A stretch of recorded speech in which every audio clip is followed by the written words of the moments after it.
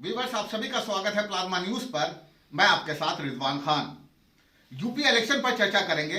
हमारे साथ एडवोकेट आरफा खानम होंगी। बातचीत करेंगे महिलाओं को लेकर। लड़की हूं, लड़ सकती हूं, एक स्लोगन चल रहा है उत्तर प्रदेश में। इस बार का उत्तर प्रदेश का इलेक्शन कैसा होगा? कहा जा रहा है बड़े बड़े पत्रकारों द्वारा कि इस बार का उत्तर प्रदेश का इलेक्शन देश को राह दिखाएगा। अगर हम उत्तर प्रदेश के इलेक्शन की बात करें तो 403 विधानसभा सीट्स हैं, 80 लोकसभा हैं, 31 राज्यसभा और मेंबर ऑफ लेजिस्लेटिव काउंसिल की जो सीट्स है वो 100 है। हमारा साथ देंगी एडवोकेट आरफा खानम। आरफा जी, आपने बहुत कीमती वक्त दिया है। हमारा पहला सवाल, लड़की हूं, लड़ सकती हूं, और खासकर कांग्रेस ने यह दिखाया और टिकट बड़े पैमाने पर महिलाओं को दी है, तो क्या उन महिलाओं के बारे में हमारे दर्शकों को आप बता सकती है किस तरह से टिकट वितरण हुआ, कहां कहां किस तरह से चीजें हुई? देखिए, जिस तरीके से हमारी नेता प्रियंका गांधी जी ने महिलाओं से वायदा किया था कि 40% सीटें जो है महिलाओं को मिलेंगी, तो वो वादा अपना पूरा किया है। पहली लिस्ट आई है, पहली लिस्ट में 125 जो सीटों पे 50 महिलाओं को मिली है, और 50 महिलाओं में भी वो महिलाएं हैं जो खास करके कुछ ऐसी महिलाएं हैं जो आशा वर्कर हैं, कुछ ऐसी महिलाएं हैं जो राजनीति से उनका कोई लेना देना नहीं था, लेकिन अभी एक नए अध्याय की शुरुआत हुई है यूपी के अंदर। एक लंबी लकीर खींची गई है, एक प्रयास किया जा रहा है प्रियंका गांधी जी के द्वारा कि जिन महिलाओं को टिकट मिला है उसमें से कुछ ऐसी महिलाएं हैं, खास करके उन्नाव से आशा सिंह हैं जो रेप पीड़िता की मां है। तो ऐसी कुछ महिलाओं को टिकट दिया है प्रियंका गांधी जी ने, जिन्होंने जिनका एक संघर्ष रहा है यूपी के अंदर, खासतौर पर तानाशाह सरकार के खिलाफ, जिन्होंने बहुत संघर्ष किया यूपी में। और संघर्ष के बाद कोई महंगाई के खिलाफ लड़ रहा था, तो कोई महिला सुरक्षा को लेकर लड़ रहा था। तो इन सब को देखते हुए प्रियंका गांधी जी ने 50 महिलाओं को, 125 सीटों में से 50 महिलाओं को जो दिया है टिकट, तो वो महिलाएं अपने आप में बहुत ज्यादा सक्षम हैं, बहुत मजबूत हैं।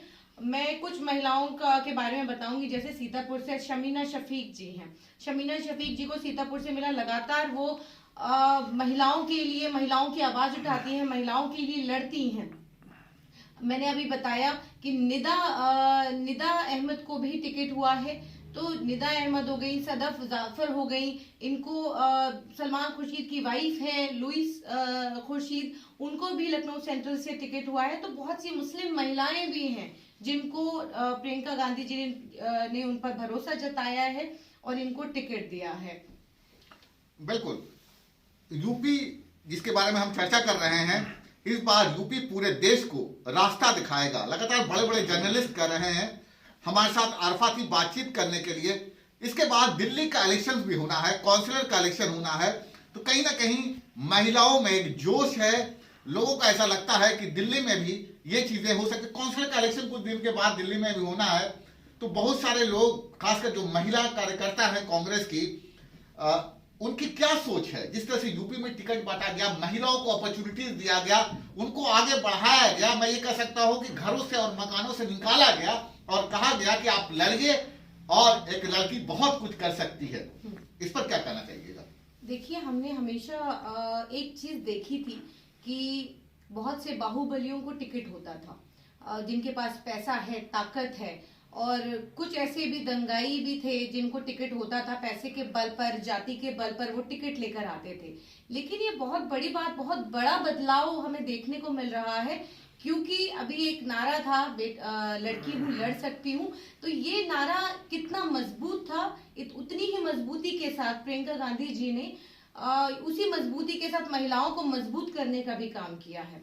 और खास तौर पर अगर मैं दिल्ली की बात करूं, तो दिल्ली में भी ये नारा गूंज रहा है, और हम महिलाएं भी ये इस नारे के साथ आगे बढ़ रही हैं, उम्मीद लगा रही हैं कि इसी नारे के साथ, क्योंकि ये बहुत बड़ी बात है कि यूपी में जिस तरीके से टिकट दिया गया और जिन महिलाओं को टिकट दिया गया, तो ये बड़ी बात अपने आप में है कि क्योंकि ये हार और जीत तो अलग बात है कि हारेंगी या जीतेंगी, किसके सामने किसके सामने कौन कैंडिडेट होगा, लेकिन एक महिलाओं को सशक्त करने के लिए जिस तरीके से घरों से निकाला गया है, चाहे वो युवा हो, चाहे वो महिलाएं जो नौकरी पेशे वाली महिलाएं हो, या फिर मैं कहती हूँ घर में जो बैठी हाउसवाइफ हैं, तो वो अपने आप में बहुत ज्यादा मजबूत महसूस कर रही है। इससे पहले जिस तरीके से आधी आबादी है, लेकिन आधी आबादी को नेग्लेक्ट किया जा रहा था, उनसे कोई पूछ नहीं रहा था, उनकी कहीं कोई भागीदारी नहीं थी। देखिए, एक पहले जो राजनीति होती थी उसमें